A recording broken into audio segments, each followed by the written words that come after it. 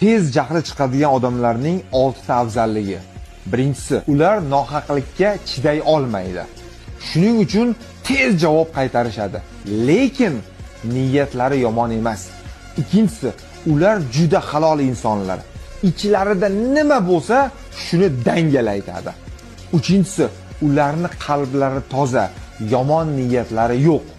To'rtinchisi, ular juda boshqalarni o'ylaydigan, yordam berishni xohlaydigan, boshqalarni dardi bilan yashaydi. Beshinchisi, o'z manfaatlari uchun kimdandir foydalanmaydi va manfaatlari yo'lida yolg'on gapirmaydi, birovlarni aldamaydi. Oltinchisi, ular ichlarida gina saqlamaydi. Oson xafa bo'lishlari mumkin, lekin tez unutadi, tez kechirib yuboradi.